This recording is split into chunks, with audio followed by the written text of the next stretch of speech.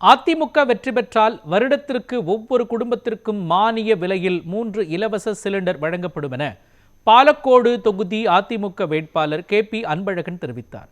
தருமபுரி மாவட்டம் பாலக்கோடு தொகுதியில் போட்டியிடும் அதிமுக வேட்பாளர் KP அன்பழகன் பஞ்சப்பள்ளி பாளையம், கரகூர் உள்ளிட்ட 20க்கும் மேற்பட்ட பகுதிகளில் வாக்கு சேகரிப்பில் ஈடுபட்டார். பொதுமக்களை சந்தித்து அதிமுக ஆட்சியில் கொண்டு வந்த திட்டங்களை எடுத்துக் கூறி வாக்கு சேகரித்த அவர், ஸ்டாலின் பொய்யான வாக்குறுதி அளித்து பொதுமக்கள் மற்றும் விவசாயிகளை ஏமாற்றி உள்ளார் என குற்றம் சாட்டினார். அப்பொழுது பேசிய அவர், தமிழகத்தில் அதிமுக ஆட்சி அமைந்தவுடன் வருடத்திற்கு ஒவ்வொரு குடும்பத்திற்கும் மானிய விலையில் 3 இலவச சிலிண்டர் வழங்கப்படும் என்று தெரிவித்தார். இந்த வாக்கு சேகரிப்பின் பொழுது அதிமுக, பாமக, பாஜக உள்ளிட்ட கூட்டணி கட்சி நிர்வாகிகள் பலர் கலந்து கொண்டனர். அம்மாவின் ஆசி பெற்றவர்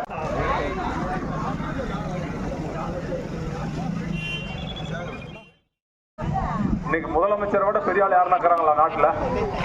அந்த முதலமைச்சரே ஒரு வாக்குறுதியை கொண்டு வந்து அது ஏரியில் சொன்னதை இன்னைக்கு வந்து கொண்டு வந்தாரா? அவர் பணம் ஒதுக்க தேவையில்ல, எடப்பாடியார் பணம் ஒதுக்கிட்டாரு, டெண்டர் வச்சுட்டாரு. ஆனா அந்த பணியை செய்திருந்தால், வேகப்படுத்தி முடிச்சிருந்தா தண்ணி வந்திருக்குமா? வந்திருக்காதா? ஆனா முதலமைச்சரே வந்து ஏரியிலே நின்று இந்த ஏரிக்கு தண்ணி கொண்டு வந்து விடுறோம்னு சொன்ன வார்த்தையே அவரால் காப்பாற்ற முடிஞ்சுச்சா? அப்புறம் உரிமை தொகையாக மாசம் மாசம் எவ்வளவு கொடுக்கணும்னு 2000.